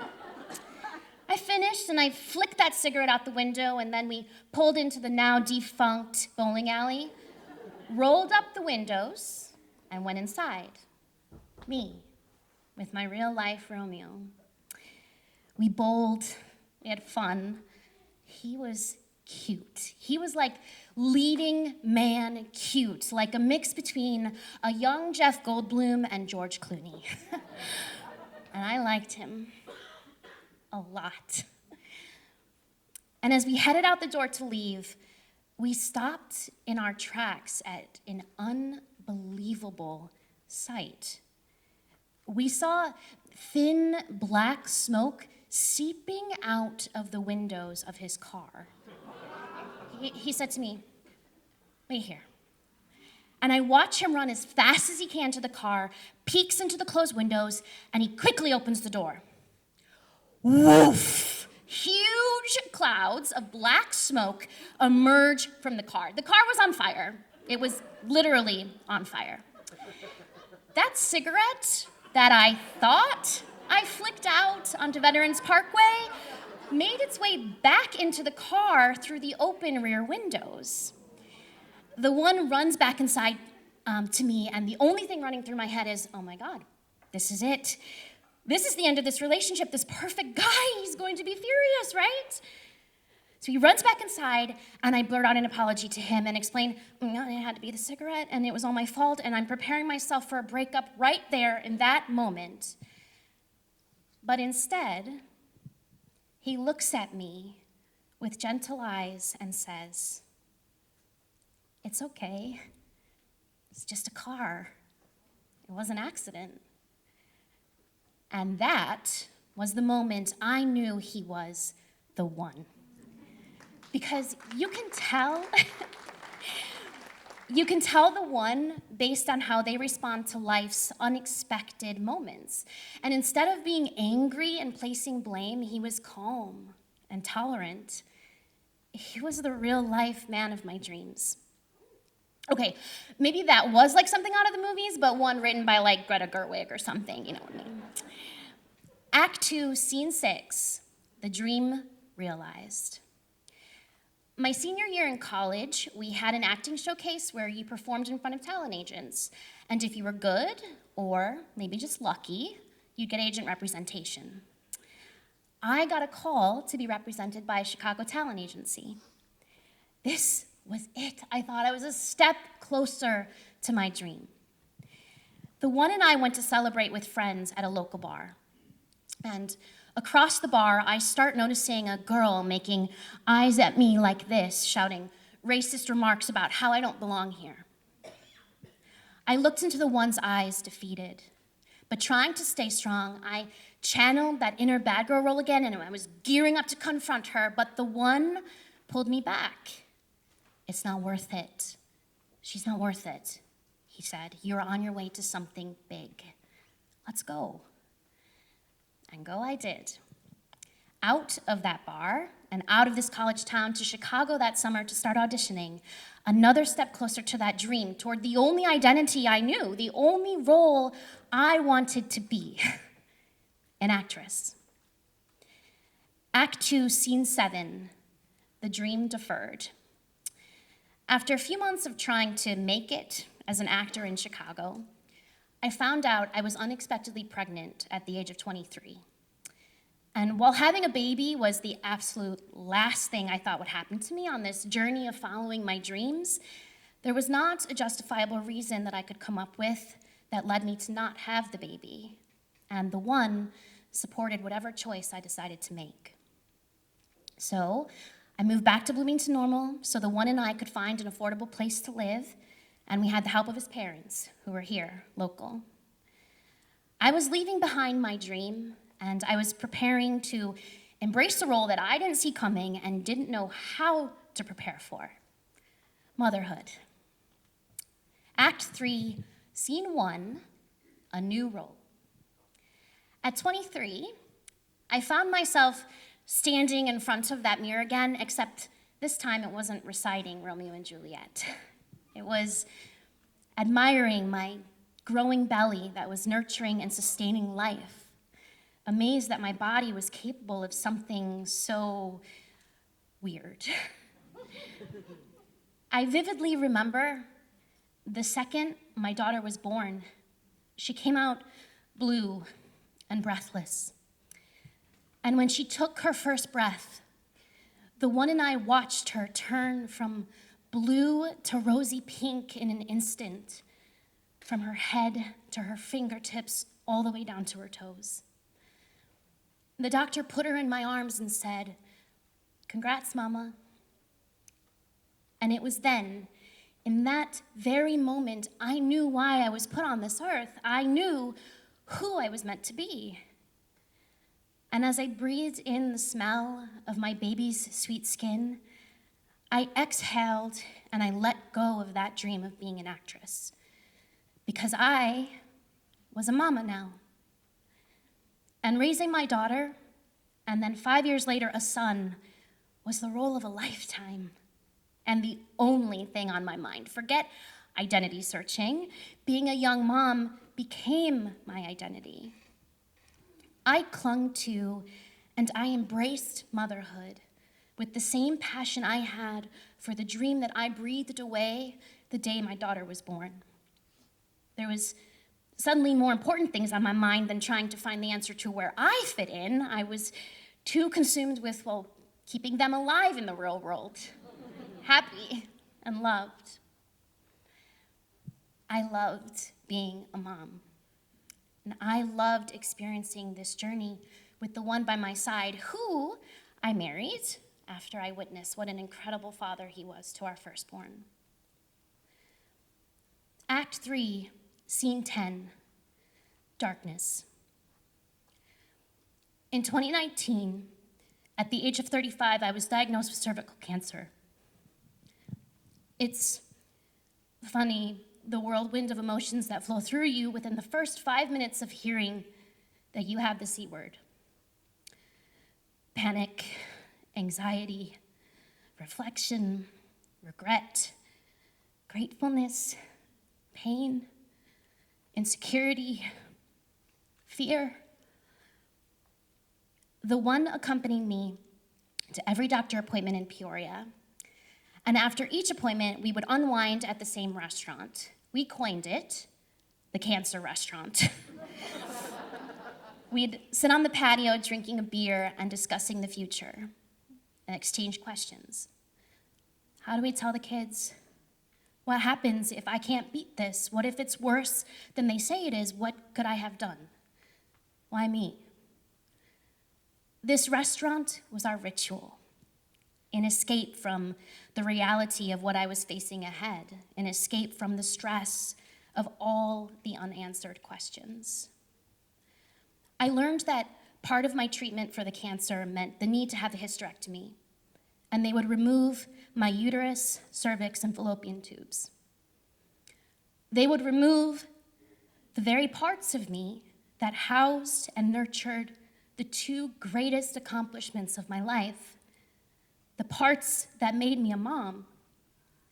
And I wasn't prepared for the emotional toll that overcame me after they removed those pieces of me.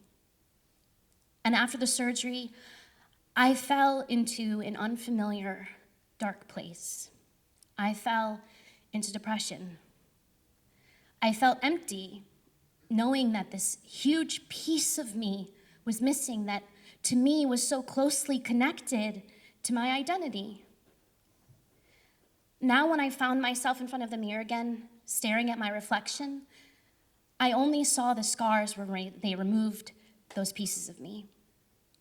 I would run my fingers over them and feel ashamed and disgusted, worthless. The one tried to encourage me, but I was lost. Every visit to the cancer restaurant from this point on was shrouded in this indescribable darkness due to my depression. And on the day I found out I had clear margins and the cancer was gone, we went to celebrate at the cancer restaurant, but I was grieving. I was grieving my womanhood because for the past 11 years, what had defined me was being a mom, and without these parts that made me a mom, who was I? A final follow-up appointment meant a final visit to the cancer restaurant. And as we entered the parking lot, I noticed that the restaurant was unusually empty for that time of the day, and there was a white sign on the entrance doors. I hopped out of the car and I read it, and it said, "To all of our patrons, thank you for your patronage over the years. We have permanently closed our doors." And in my head, I thought, no way. No, this, absolutely not. This place was just open the week before. This is the cancer restaurant. This is where we go to talk about cancer. This can't be happening. I read it again. We have permanently closed our doors. And this broke me, but not in a way that you would think.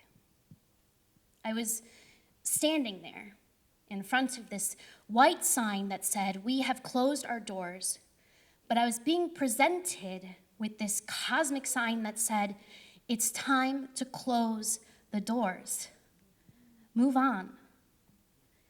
And it was the physical closing of the doors of this restaurant that allowed the doors to close on the dark side of my recovery. And in this moment, something came over me. I stood there in front of that sign, and I didn't have to grieve anymore. I was grateful, instead, to be alive and healthy. Driving away to find a new place to eat meant driving away into a new future. A future where I can stand in front of the mirror again and admire the tiny scars that have been left by those previous scenes in my life. Because these scars, whether visible or not, meant the hurt was over and the wound is closed. Today, as the one and I begin this new act in our lives, I stare back at my reflection in the mirror at 39 years young, and I am proud.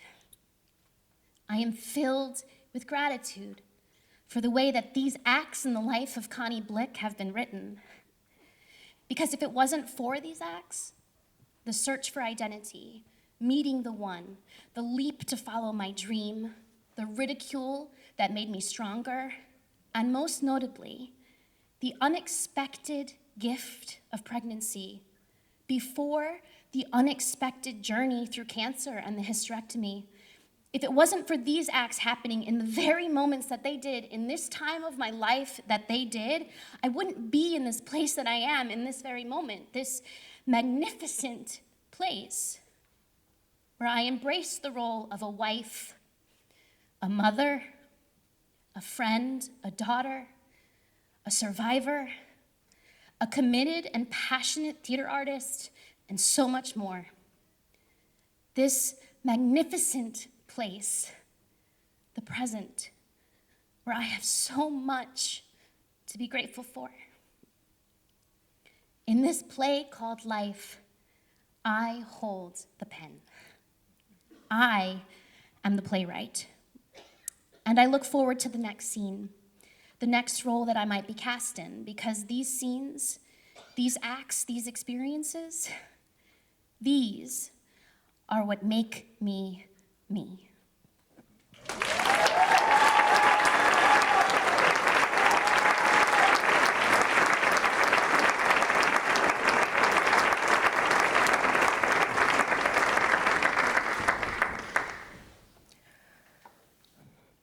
My life's adventure began in India, the land of culture, tradition, yoga, and so many gods that I could start a celestial cocktail party.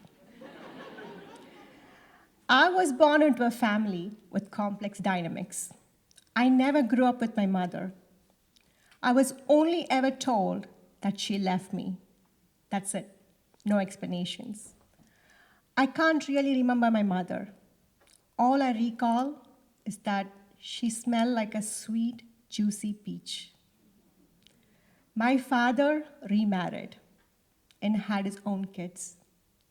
I always felt very out of place in my own family. I even wondered if I had been adopted by aliens or something. So there I was, thrust into this grand journey called life. And let me tell you, it had more twists and turns than a Bollywood dance routine. But hey, I made it.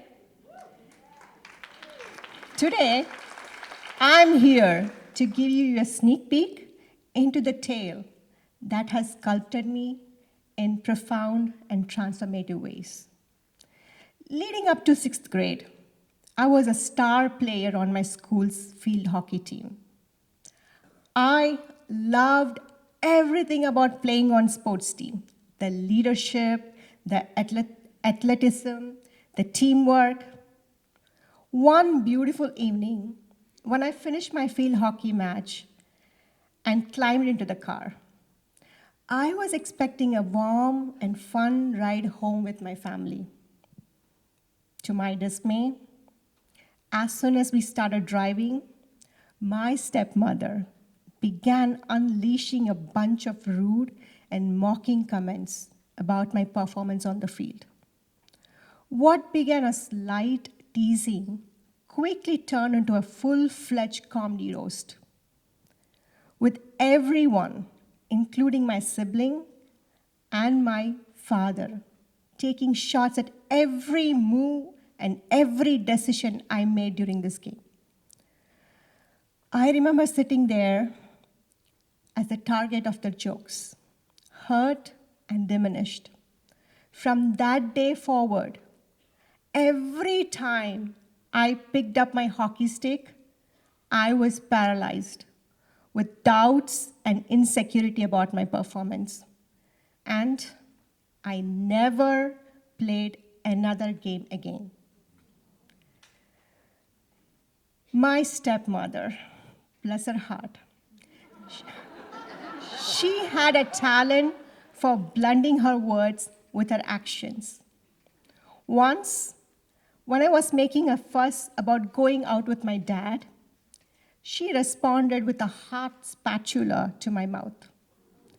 The physical pain was surpassed only by the meaning it conveyed, that I did not have a place in her family with my dad and siblings. It was a real life Cinderella story. Because of my dad's questionable career choices, we were struggling financially. So much so that we were on a first-name basis at the local pawn shop. But through it all, my love for education was like a lighthouse in the storm, guiding me to the choppy waters of life. I could recite pages from books with such ease that it made my brain feel like a well-oiled machine. I even won trophies in various school competitions. But here's the kicker. Don't ask me today, because I find it challenging to recall even my own phone number. I had to discontinue my education after my junior high school. For 5 damn years, I managed the house, cooking, cleaning, washing clothes, taking care of my siblings, etc., etc. During that time, my dad's relatives and his son were staying with us for medical treatment. All was well until the son's behavior turned inappropriate. I told my dad, but he didn't seem to care. he extended the stay in our home. Fueled by a mix of terror and teenage audacity, I went full on ninja mode, holding a knife to scare Mr. Screeper, threatening to cut off his manhood. After that, I realized that neither my feelings nor my protection was important to my dad. I badly wanted to break free from the life. I knew education was my ticket out. I begged my dad to let me continue school, but he never responded to my pleas. Did that discourage me? Heck no. I decided to take matters in my own hands. I transformed into a self-taught scholar, aced high school while taking care of the housework. I then landed on a job as a teacher at the very school my siblings attended. I used my hard-earned money to pay for their education. At the tender age of 18, fate decided to play matchmaker and introduce me to the man who'd later become my husband. He showed a lot of respect and bravery. Because of the situation at home, I craved for love and protection. With a heart full of hope and a sprinkling of butterflies, I told my dad about my feelings and my desire to enter into a relationship with this young man. I was hoping my dad would take the traditional route and have a good old chat with his family about it. But he never attempted to reach out my man's family, nor did he respond to their efforts to initiate contact. As often the case, my courage and determination led me to take a bold step of marrying my husband, even in the absence of my family's presence. Despite entering into the marriage, I continued to provide financial support to my family. However, I accidentally discovered a hidden fortune derived from my father's business. My entire family kept this from me and allowed me to continue paying their bills. I was deeply affected by this betrayal. I was done. As always, I was driven to figure out my own path to success and make my life with my husband a priority for the first time. I entered into the corporate world. I embarked on a bold journey to United States, the land of the free and the home of the brave. On Jan 20th, 2009, while America was celebrating an historical moment of swearing in the first Black president, I landed in this country, armed with a few $100s and wealth of dreams. My husband and I were married for 9 years by that time. I studied and worked tirelessly and finished my MBA. After settling down my affairs, my husband moved to the United States after being 6 years apart. Eventually, I got a job in one of the world's most prominent auditing firms. Then, we had our most precious gift from the universe, our son Arav, who's handsome, intelligent, kind, and above all, a very thoughtful young man. He completes our life.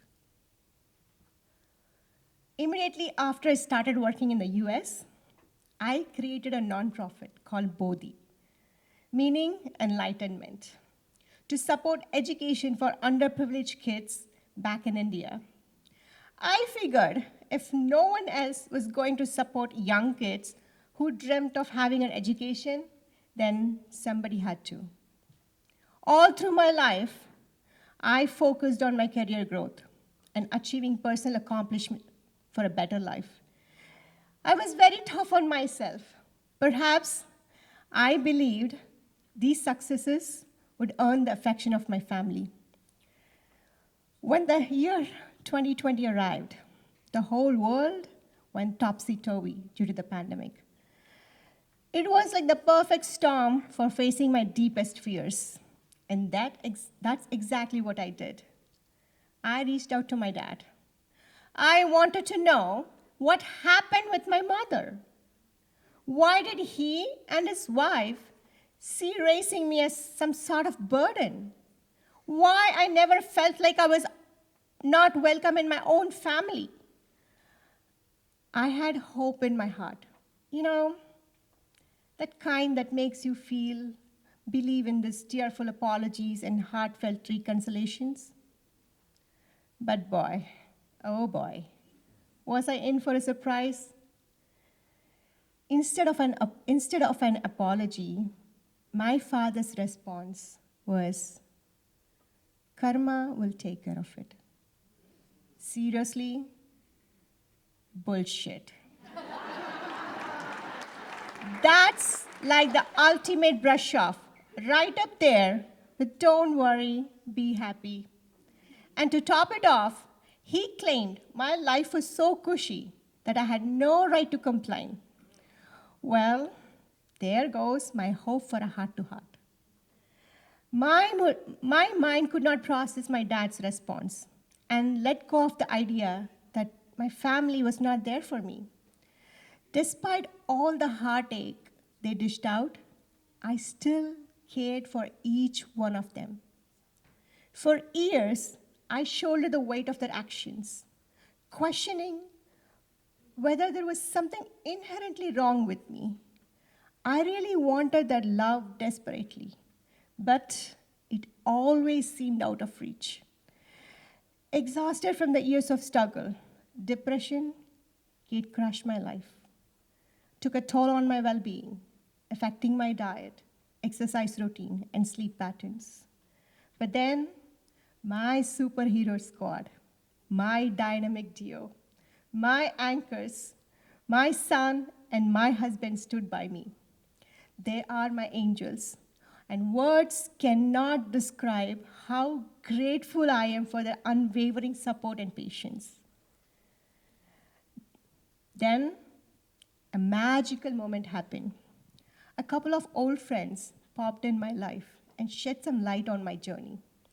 One friend shared that an old colleague who used to think I was about as likely to succeed as a penguin in a desert had their jaw drop when they saw my American adventure unfold. They couldn't believe my career was soaring. Another buddy, who's a big shot in a company, started using me as a poster child for determination, hard work, resilience, and courage. They even stuck my picture up there like a proud parent showing off their kids' A+ report card. The message, look folks, with these qualities, you can reach for the stars. Until that light bulb moment, I was just cruising through life without realizing that by accomplishing the significant milestones, I had inspired others. But that day, a profound realization struck me. What might seem like small potatoes to us can look like a gourmet feast to someone else. It's like we're standing too close to a painting to see the whole masterpiece. Because, let's face it, when we are trapped in a swamp of self-criticism and let that pesky negative self-talk run the show, we can't see our own awesomeness, even with a telescope. The impact of this interaction led me to a rock-solid decision to reserve my best and greatest love for one person, me. I vowed to always treat myself with kindness and respect. I committed to being my own best friend forever, whether I'm on top of the world or stuck in a rut. I promised to celebrate my achievements and learn valuable lessons from my failure. I promised to provide comfort to myself during sickness and in health. I committed to nurturing my dreams and following my internal compass. And most importantly, I promise to be kind to myself for as long as I live. As a reminder of this life-changing decision and the promise that I made to myself, I got a tattoo that says, I love me. I placed this strategically where I can see it every single day. This tattoo is not just picture on my skin. It's a daily reminder. It's like a symbol of my promise to myself. It tells me I deserve love and I have the power to be happy. With this newfound wisdom, clarity, conviction, and unstoppable determination, I am ready to write the next chapter of my life story. And trust me, it's going to be even more fabulous than before.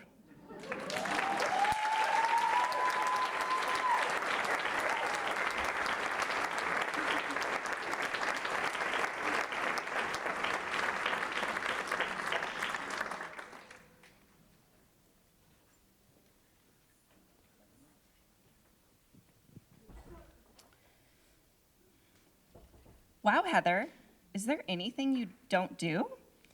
That is a question I have heard a lot in my life. And maybe I set myself up for it. Valedictorian of my high school, varsity softball pitcher, #1 in my age group for 10 half marathons. Those are just some of the achievements this overachiever has achieved. In fact, the comment, "How do you do it all?"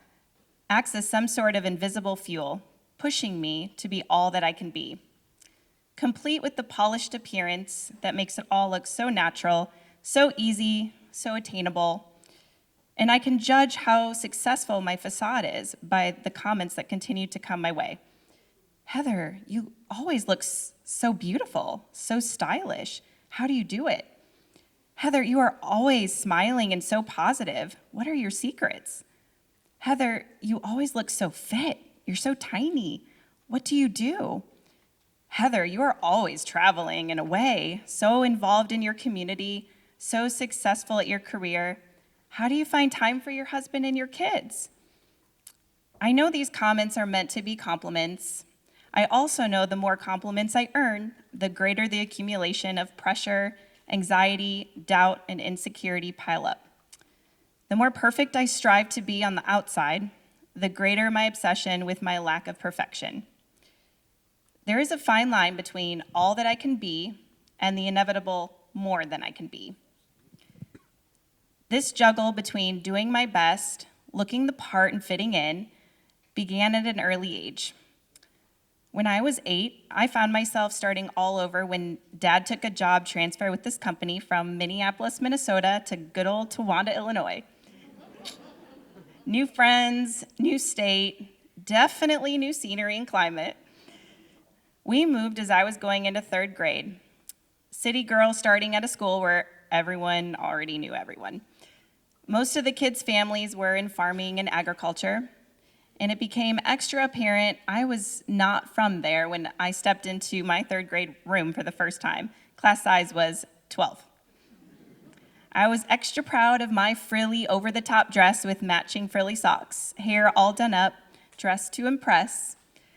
And I remember sitting down in my assigned seat and the girl in front of me whispering to her other popular friends, they must go all the way back to preschool, stated to me, "We don't wear dresses. You may want to wear shorts and a t-shirt next time." I tried to shrug it off and look like it didn't bother me, of course, but deep inside, my heart sunk. Noted, I won't wear dresses. I want to fit in. I must fit in. I must be better. Naturally, I assimilated and camouflaged into middle school effortlessly. It became quite a mission of mine to not just be accepted, but to prove I had more to offer to these newfound friends of mine. I was a model student, the friend that was always available to hang out, and awarded best dressed in 6th and 7th grade. By 8th grade graduation, I had earned the highest honors. All to say, at this point in my life, I had made it. And then my family decided they wanted to move me closer to Bloomington, big city life, and closer to my father's work. Hearing this news the summer before freshman year of high school, naturally, my life was over. I had just spent practically my entire life proving to myself, to these friends, this school, proving to myself I was good enough, and now I had to start all over? Yes, I did. And you know what? I completely overexceeded everyone's expectations, even my own. I was involved in so many organizations, I cannot list them all here tonight. Held positions in all of the clubs and studied way more than a typical high school student does, and made lifelong friends. I graduated as valedictorian of my class, but somehow, even that achievement was not enough for me. It meant I needed to prove myself again, and do it better again. As I began my tenure at Illinois Wesleyan University here in Bloomington, Illinois, there was no other option but to take the highest route next, the pre-medical program to set myself up for becoming a medical doctor. I always had a passion for health, wellness, and medicine, and I did extremely well at college. I mean, would you expect anything less of Heather? I kept checking all the boxes, busied myself with organizations, studied extremely hard, and outperformed even myself, joined the track and field collegiate team, but something was missing. Myself, my happiness. If I was outshining every grade, attending every study group possible, why was there this dissonance within myself? I realized for the first time in my life that I was on a track that was the obvious expectation. Not one that lived up to my own ambitions, my pursuits, my joys. I was challenged, over-challenged, to the point of utter exhaustion. I went from having everything under control to utter chaos, but still I had to keep living up to the expectations set for me, right? During this period, I spiraled into an over-obsession of controlling all other aspects of my life. My weight. If I didn't know how to control the journey Heather was on, I did know how to control my eating habits. How much or little I should eat. Who to avoid so they didn't notice how little I was actually eating. And I sunk further and further into an eating disorder. The feedback I received affirmed that I was in control. I kept receiving compliments of how amazing I looked, how good my outfits looked on me. However, the reality was it consumed me. The fear of food consumed my every waking moment, every encounter with food, every party where there would inevitably be food, and essentially every opportunity for socialization for fear of being exposed. This existence mirrored the inexhaustible desperation of not living up to the perfect Heather, but coming pretty damn near close. Close isn't good enough, though, is it? It's not perfect. After graduating from Wesleyan, I moved to Rochester, Minnesota.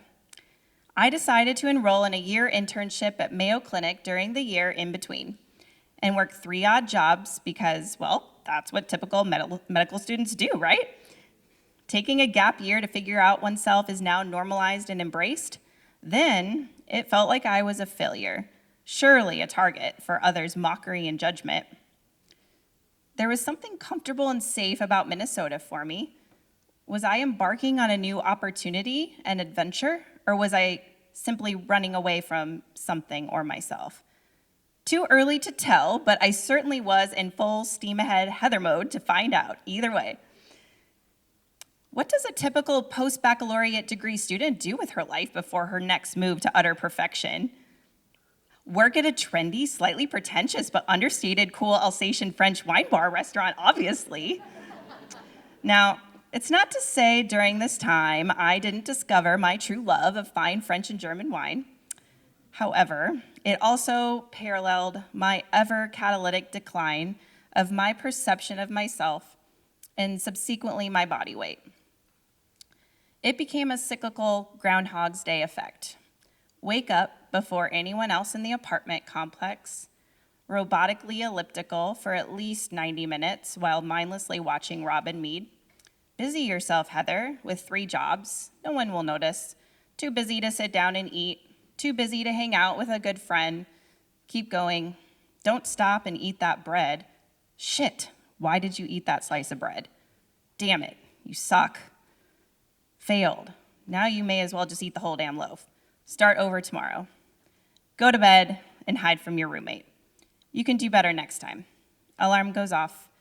Time to elliptical again. New day. It was fall of 2008, 1 year later. I remember looking down at the scale, reading 83 pounds. It seemed blurry, the same way my eyes try to orient to the fog or a pitch black evening. I was in and out of my body in that very moment. I recall screaming out loud to myself and as if there was a crowd around me on the edge of their seats, I will not do this anymore. I did not figure out how to fix all the underlying emotions leading to this very moment. However, it was inexplicable and resounding feeling. I knew that I am enough. I have always been enough, and I will always be enough.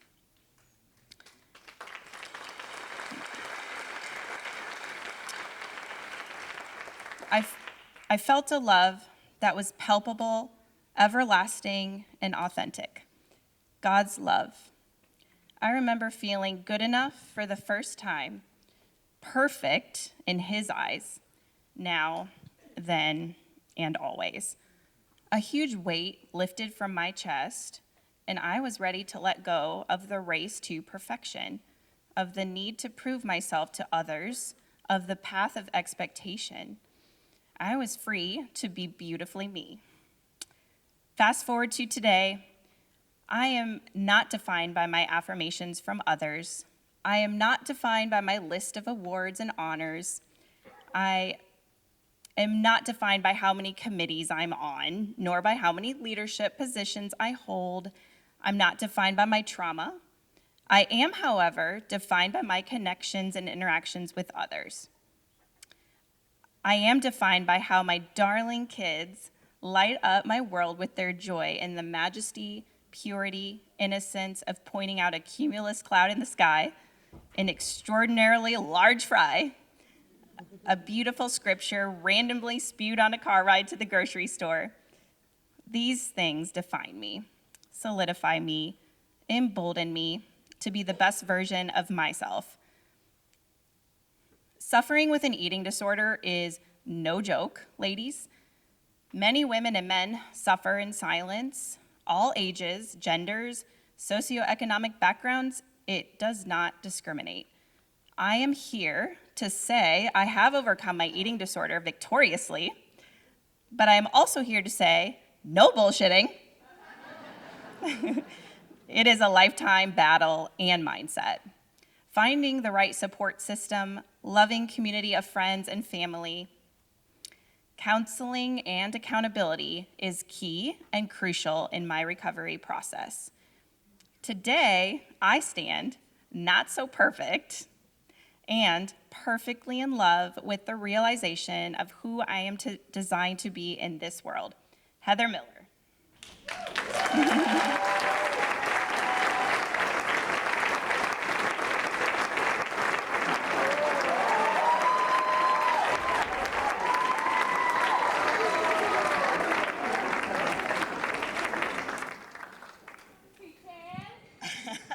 Said that? Who does my nickname? I love it. Okay, so I've always been outspoken. I don't know any other way to be. When something's on my mind, I feel compelled to get it out, otherwise it will just sit and fester.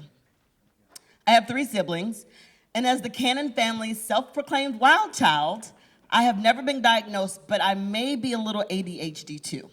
I've always been a busybody, and I love to dance. I have vivid memories of my father yelling at me, "Terri, go sit down somewhere." But again, I don't know any other way to be. It's just like when I hear music, I gotta move. I know you guys remember the song. When I hear music, it makes me dance. You got the music, here's your chance. See, y'all feel me. Half of you out there shaking your butts, right? Are you ADHD too?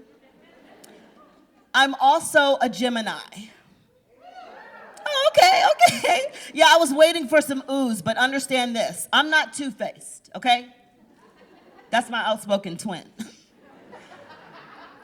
Now, I love my Gemini status, but sometimes I hate defending it because I'm so extroverted that when I need time alone, sometimes it seems strange to others that I would be that way. But this Gemini is also that diehard friend to the end. You know, the one that will tell you the hard truth when you ask the questions, does this outfit look okay? Jen Cave. Anyway, again, always a tad more outspoken than the rest. For my demonstrative speech in the 9th grade, I explained, demonstrated, and taught my class how to do the modern dances of that time. Y'all remember the prep? Yeah, I did that. All of my dancing hasn't been for naught. At the age of 13, my sister and I signed up for an impromptu dance contest and won a car stereo. Right, I couldn't even drive. But it did go in my first car, so I saved Pop some money. You're welcome, Dad. At the end of the school year, we all know that tryouts for next year's activities are held, right? I was in the 7th grade, going into 8th grade, and I desperately wanted to be a cheerleader. I had 0 tumbling experience, but I had a big mouth, spirit in my heart, I could do the moves, and I loved their position in the school, so I wanted to be a part of it. I made the squad, and I was so proud of myself. But here comes the dark cloud. And one of my many life lessons. At our first cheer meeting, we found out that 3 of us were getting cut because the budget only allowed for 7. So the coach pulled me aside, informed me that I was being cut because she didn't feel like I would be able to keep up my grades. After shedding some tears, I quickly straightened my face up and thought to myself, what? That's bullshit. You're gonna put me in that box? Well, I showed her by making the honor roll every period the 8th grade year. That's right.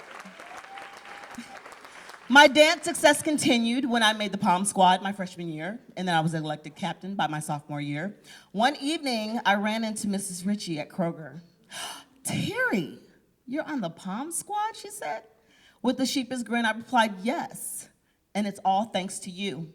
You doubting me pushed me to work especially hard. Her mouth dropped, and I walked off. See what I mean? Outspoken as hell, and that was me at 15. I feel like all kids should have a healthy fear of their parents, and it definitely stood true to be true in my house. My father was certainly the head of the household, and behind teen eyes, he seemed a bit unapproachable. He used to recite these one-line life lessons that us kids call J-dub-isms. Yeah, I remember my first time speaking up to him, though. I was 16, and one of his isms stated, "It's better to be seen than to be heard." Wrap your head around that. It's better to be seen than to be heard. Well, I'm no damn Cupid doll. So I told him I didn't agree, and I have plenty to say. I will do so when I need to. So let's fast forward to the age of 30. My outspokenness reached a whole new level when my father decided for us to have a mini reunion in Greenwood, Mississippi. I lived in Austin, Texas at the time, and I drove 10 hours to get there. The wild child was ready to get the party started. Shortly after arriving, I entered my sister's hotel room. Her and my mother were sitting there crying. I instantly froze, wondering what the hell was wrong. Sissy said, Dad is upset because of how much money Mom spent on the hotel rooms. Oh, hell no. I said to myself. I exited the room, marched down to my father's room, knocked on the door, told him Mom and Sissy are in the room crying because of you. I'm gonna tell you something that you told us our entire lives. If you want something done, do it yourself. She did exactly what you did asked her to do. I didn't drive 10 hours for this, and you owe her an apology. He looked at me and said, Terri, you're right. What? Did that just happen? Did that just happen? Y'all, I felt super grownish, okay? It was also my outspokenness that started a tradition a few years ago at the Thanksgiving dinner table where us siblings began to tell our parents some of the shenanigans that we got away with as teenagers. I mean, since we made it all through, no harm, no foul, right?